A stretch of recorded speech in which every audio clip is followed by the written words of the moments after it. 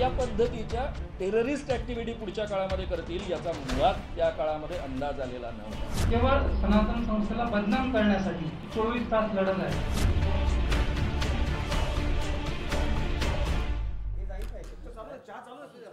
Break नंतर आपल्या सगळ्यांचं न्यूज रूम मध्ये पुन्हा एकदा स्वागत. आपल्यासोबत आहेत अभय वर्तक, सनातन संस्थेचे आणि अखिल भारतीय अंधश्रद्धा निर्मूलन समितीचे अध्यक्ष श्याम मानव. ब्रेक पूर्वी काही मुद्दे मांडले गेले होते, श्याम मानवांना त्याची उत्तरं द्यायची आहेत. श्याम मानवांची उत्तरं झाली की आपण पुन्हा संपादकीय सहकार्यांकडे वळणारच आहोत. मानव सर, मी आणखी एक पुरावा तुमच्या पुढ्यामध्ये सादर करतो की अमेरिकेमध्ये अनेक खून घडवलेले आहेत संमोनाखाली ट्रेन केलेल्या प्रशिक्षित किलर्सच्या द्वारा, आणि प्रामुख्याने हे काम केलेलं होतं रशियन आणि रेड चायनीज सिक्रेट पोलीस फोर्सेसच्या माध्यमातून हे काम झालं होतं. त्याचा पुरावा तुम्हाला इंटरनेटवर सगळे तपशील उपलब्ध आहे. त्याकरता वेबसाईटचा सगळा लिंक वगैरे दिलेली आहे, ती वापरून पहा आणि एक्सप्लोअर करा.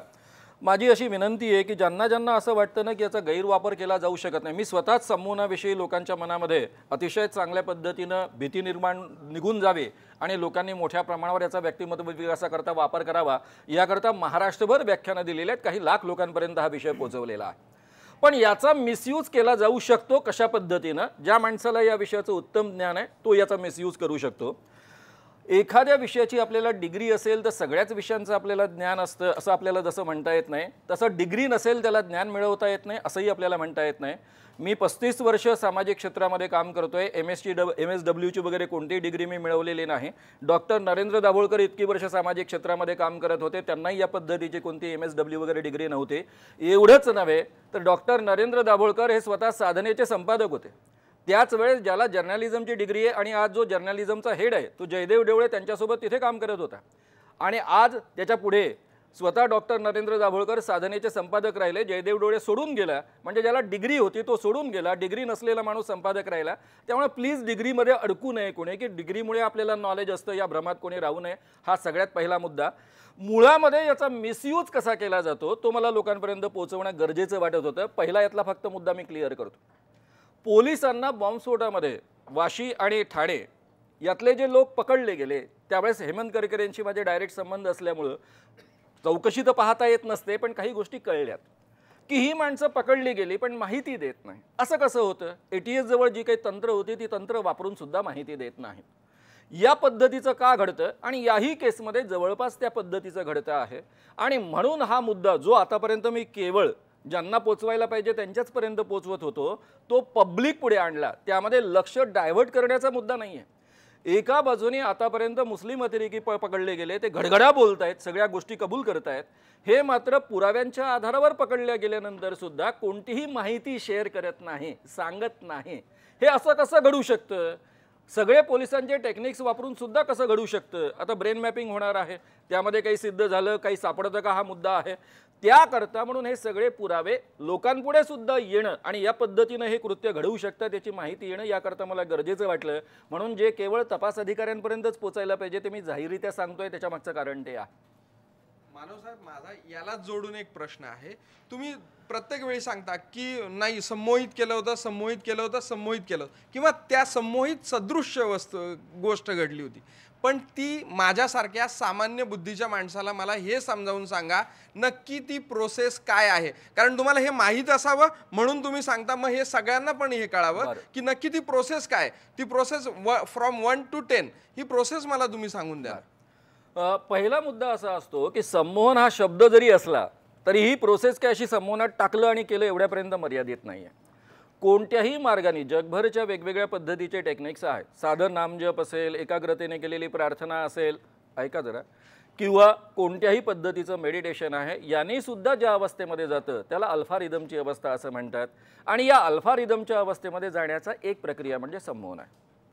त्यामुळे कोणाला संमोहनाचा गैरवापर करायचा असेल तर संमोहनच वापरलं पाहिजे असं नाही आहे.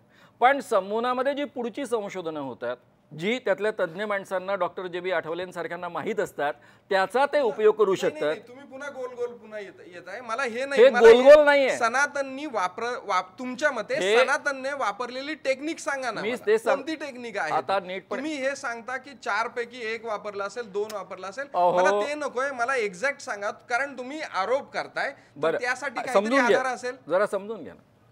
असं असं असं ठक्कन कर आणि ठक्कन असतं इतकं सोपं झालं असतं ना, मग एवढ्यांनी अविश्वासच दाखवला नसता ना. सांगा 1 ते 10 अहो ती प्रोसेस सांगा. प्रोसेस कोणतीही असू शकते, साधी गोष्ट आहे. आता तुम्हाला प्रोसेसच सांगायची तर सांगतो. सनातनचे सत्संग होतात, सत्संगांमध्ये जी माणसं होतात त्यामध्ये जी हॅल्युसिनेशन करण्याची क्षमता आहे, ज्यांना हे आध्यात्मिक अनुभव म्हणतात. हॅल्युसिनेशन संमोहनामध्ये घडतं हे सगळ्यात त्यातल्या तज्ज्ञ माणसांना माहीत असतं. त्यालाच हे लोक वेगळ्या बाजूने आध्यात्मिक अनुभूती असं म्हणतात. ती माणसं निवडली जातात म्हणजे ती डीप ट्रान्समध्ये जाण्याच्या क्षमतेची आहे.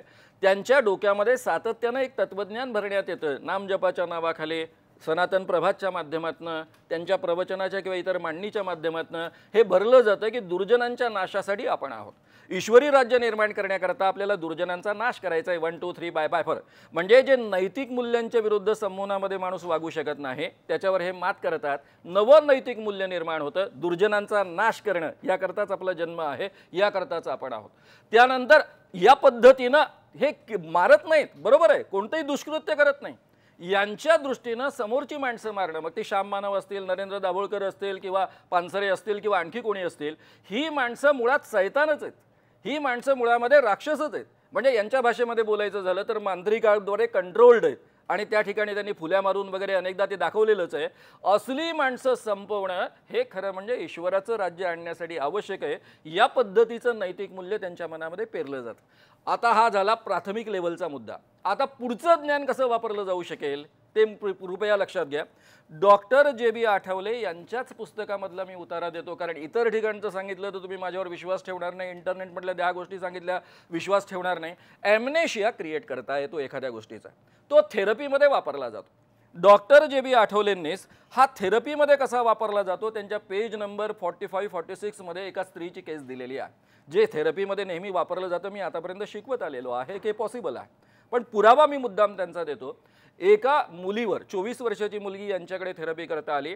तिच्यावर, ती 9 वर्षाची असताना तिच्यावर बलात्कार झाला. तिच्या काकाने बलात्कार केलेला होता. बलात्कार, प्लीज आता मला हे संपवू द्या. हे मला संपवू द्या. 12 मिनिटं झाली. माझं म्हणणं मला हे संपवल्यानंतर त्यांना उत्तर देऊ द्या. संपवला नाही, मला एक गोष्ट मध्ये संपू द्या ना मला. पुन्हा तो मुद्दा क्लिअर राहील सगळा. एक मुद्दा मला म्हणायचा आहे, आध्यात्मिक मला हे संपवू द्या तर मुद्दा क्लिअर जाईल. त्यांनी मांडला की नाही की सनातनच्या आश्रम साधकांना आलेली अनुभूती म्हणजे हॅल्युसिनेशन्स आहे. माझं म्हणणं आहे की एक क्षणभर पकडा की परमपूज्य डॉक्टर आठवले हिप्नोथेरपिस्ट होत्या, साधकाला आलेल्या अनुभूती हॅल्युसिनेशन्स हे म्हणतात. मला सांगा, स्वामी विवेकानंदांपासून आलेल्या अनुभूती असतात, रामदास स्वामींपासून आलेल्या अनुभूती असतात. प्रत्येकाला आपापली ज्या ठिकाणी श्रद्धा असते त्या ठिकाणी आध्यात्मिक प्रचिती येतात. या सगळ्याला तुम्ही हॅल्युसिनेशन्स कसं म्हणू शकता? हा तर माझं म्हणणं आहे की एखाद्या श्रद्धावान व्यक्तीचाच अपमान आहे. दुसरी गोष्ट मी तुम्हाला सांगतो की वाईट गोष्टींचा नाश करा हे एक नवीन नैतिक मूल्य यांनी प्रस्थापित केलं. माझं म्हणणं असं आहे की आम्ही केलं तेच म्हणजे माझं म्हणणं की लहानपणापासून माझी आईने मला शिकवत आली की बाबा रामाने रावणाचा नाश केला. हे माझ्या आईने शिकवलेलं मला नैतिक मूल्य होतं की बाबा भ्रष्टाचाराच्या विरोधात ज्या ज्या ठिकाणी अन्याय आजच्या काळातले रावण कोण? तुम्हाला त्याचंच उत्तर सांगतो. आजच्या काळातले रावण कोण? आज तुम्ही मला सांगा, हेमराज, पाकिस्तानने त्याची हत्या केली, मुंडकं चिरून टाकलं. उत्तर प्रदेश सरकारने फक्त 5 का 6 लाख रुपये दिले. आज दादरीच्या वेळेला आम्ही बघतोय काय आरोप झाला, भले त्याच्यात काय तथ्य असेल, 45 लाख रुपये दिले. एक हिंदू म्हटला की त्याला 5 लाख रुपये. तुम्ही जीवाची किंमत करता का? अशा व्यक्ती, आमचं म्हणणं आहे की या रावण आहेत. जर आमचं म्हणणं आहे की आमच्या धर्मश्रद्धांच्या बाबतीत जर कोणी बोलत असेल आणि त्याच्याबद्दल वाटेल तसे आक्षेप करत असेल, पद्धतीने बोलत असेल, आमचं पूर्ण म्हणणं आहे का? आम्ही दाभोळकरांची जी काही आलेली वेबसाईटवरती आम्ही फुली मारली आणि एक उल्लेख केला. आमचं म्हणणं आहे की यांचे विचार वाईट आहेत, यांच्या विरोधात आम्ही निदर्शनं केलंच पाहिजे. आता मला बोलू दे ना की आम्ही त्यांच्या विरोधात नैतिक म्हणजे आमच्या ज्या सनदशीर अधिकार आहेत त्याच्यानुसार निदर्शनं करू शकत नाही. म्हणूनच आम्ही मारले का डॉक्टर दाभोळकरांना? माझा प्रश्न आहे की दाभोळकरांना आम्ही मारले असं तुमचा आरोप घेऊन जर तुम्ही बोलणार असाल तर ते म्हणताय ना की रावण तुम्ही त्या प्रवृत्तींना किंवा तुमच्या हिंदुत्ववादाला किंवा सनातनी विचारांना विरोध करणारा म्हणजे रावण. मग दाभोळकरांनी विरोध केला, पानसरेंनी विरोध केला म्हणून तुम्ही अशा पद्धतीने त्यांच्याबद्दलची भाषा वापरायची आणि लोकांना प्रवृत्त करायचं. ज्या हत्या झाल्या त्या तुमच्या विचारांनी प्रवृत्त होऊन झाल्या असं म्हणायला शंका येते ना? मग निश्चितच. एक गोष्ट लक्षात घ्या, जगामध्ये प्रत्येक गोष्टीने प्रवृत्त होऊन तुमच्या चॅनलचा एखाद्या कार्यक्रम बघून एखाद्या माणसाने आत्महत्या केली तर तुम्ही चॅनलला जबाबदार पकडणार का? पकडायला पाहिजे. नाही, माझं म्हणणं पाहिजे एक गोष्ट लक्षात घ्या, एक मिनिट. जर तुम्ही तुमचा एक जबाबदार मिनिट. पकडणार तर मग ज्या वेळेला बरखा दत्तनी त्या ठिकाणी केलेलं का नाही तिला गुन्ह्यामध्ये टाकलं?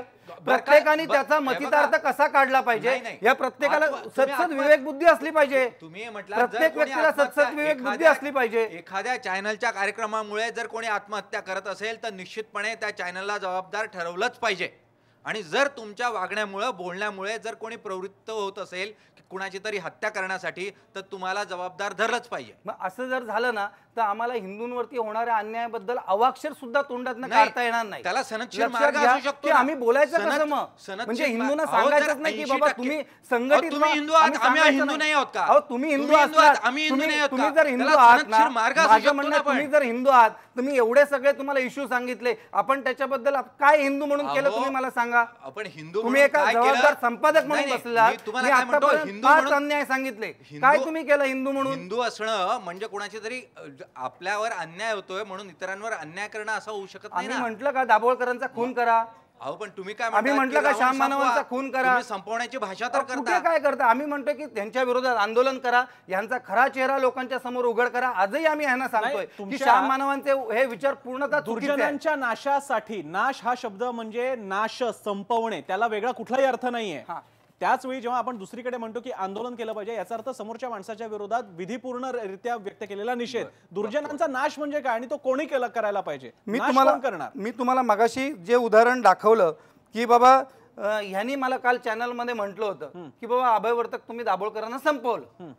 मी म्हटलं संपवलं म्हणजे मला सांगा, एक तर म्हणजे मी खून केला की काय केलं? ते बोले मला तसं नाही वाक्याचा अर्थ म्हणायचं, मी मला विचारतो. तसं नाही या म्हणायचं. वाक्याचा तुम्ही अर्थ संपवलं सांगा म्हणजे ना. त्यांना संपवलं. मला सांगा ना त्याचा अर्थ काय आहे तो? सर्व राजकीय पक्षांच्या राष्ट्र व धर्मद्रोही नेत्यांना व अनुयायांना नष्ट केले जाईल.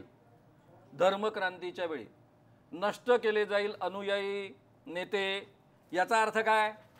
पुढे पुढे आणखी एक डास मारला तरी जिंकल्यासारखे वाटते, मारला तर एक एक दुर्जन मारल्यावर काय वाटेल? नाही पुढे मला पोलिसांविरुद्ध मला नक्षलवाद्यांप्रमाणे नाही मला कृती त्याच करा. वेळेला सांगा ना, नक्षलवादी कसे आर.आर. पाटलांचं हे करतात? वक्तव्य आहे की बदनामी केलेल्यांच्या अंगावरचे कपडे सुद्धा ठेवणार नाही. याचा अर्थ काय? या गोष्टीचा अर्थ तुम्ही सांगा ना मला.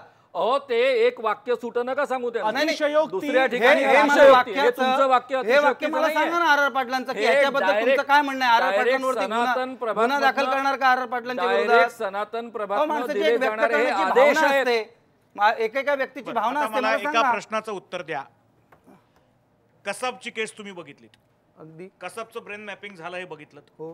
त्याच्यामधली स्टेटमेंट्स तुम्हाला जी बघायला मिळाली नसतील, म्हणजे थोडक्यात पत्रकार असण्याचा फायदा एक असा असतो की जी आम्हाला बघायला मिळालेली आहेत, त्याच्यामध्ये त्याला पाकिस्तानमध्ये कसं ब्रेनवॉश केलेलं होतं हे त्यांनी स्वतःच्या तोंडाने कबूल केलेलं आहे. इथे धर्म बाजूला ठेवा, अगदी बाजूला. हिंदू मुस्लिम काही संबंध नाही. आपल्या देशाच्या एकात्मतेवर जो माणूस घाला घालतो त्याला शास्त्रशुद्ध पद्धतीने त्याच्या मेंदूत शिरून ब्रेन मॅपिंग करून त्याच्या डोक्यात काय चाललंय, कसं प्रशिक्षण दिलं गेलं हे बाजूला काढलं गेलं आणि ते जगासमोर मांडलं गेलं नाही. त्याचं कारण तपासाकरता त्याचा वापर होणार होता, पण काही वेळा ते पोलीस यंत्रणांच्या सगळ्या सिनियर ऑफिसर्सना माहिती होतं. हे जर एखाद्या देशाच्या अतिरेक्याच्या बाबतीत होऊ शकतं तर कुठल्याही एका मनाने दुर्बल असलेल्या सर्वसामान्य कुठल्याही धर्माच्या माणसाच्या बाबतीत का होऊ शकत नाही याचं उत्तर द्या. एक गोष्ट लक्षात घ्या, 2 गोष्टी आहेत. ह्यांचं म्हणणं आहे की बाबा तुमचा जो थेट प्रश्न आहे की सनातन मी संस्थेने अशा सनातनचं प्रकार- नावही घेतलेलं नाहीये, धर्माचं नाव घेतलेलं नाहीये. माझं म्हणणं आहे की जर ब्रेन वॉशिंगने अशा पद्धतीने होऊ शकतं, त्याचे ब्रेन वॉशिंगचं जर तुम्ही सर्च केलात, एक पहिली गोष्ट तर त्याचे विविध प्रकारे हाल केले जातात, त्या व्यक्तीला उपाशी ठेवलं जातं, त्याच्यावरती विविध प्रकारचे संस्कार केले जातात आणि त्याच्यासाठी रिगरस प्रक्रिया राबवली जाते. हे नेटवरती देखील उपलब्ध आहे आणि त्या पद्धतीने ब्रेन वॉशिंग करता येतं. ह्या गोष्टी आम्हालाही मान्य आहेत, पण ह्या केसमध्ये तसं काहीच झालेलं नाही आहे.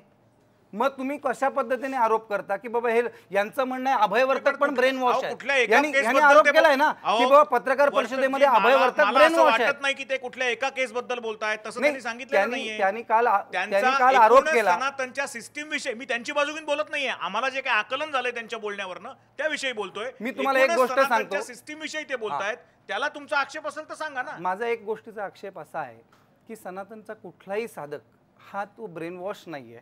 त्याला पूर्णतः बुद्धीच्या स्तरावरती, मनाच्या स्तरावरती कन्व्हिन्स झालेला आहे की बाबा नाही ही गोष्ट योग्य आहे, ही गोष्ट अयोग्य आहे, आणि त्याच्यानंतर त्यांनी स्वतः अध्यात्मातल्या काही कृती केलेल्या आहेत आणि त्याच्यातनं जी काही अध्यात्मामधून साधनेतून आलेली अनुभूती आहे त्याच्यातून निर्माण झालेली श्रद्धा आहे. हे साधं इक्वेशन आहे जे अनेक संतांनी मांडलं, जे आज सनातननी मांडलं आणि साधकांना आलेली प्रचिती आहे. त्याच्यातून जे साधकांनी स्वतःचा त्याग, स्वतःची जी काही सेवावृत्ती, त्याच्यातनं ही संस्था उभी राहिली आहे आणि वेगाने वाढते आहे.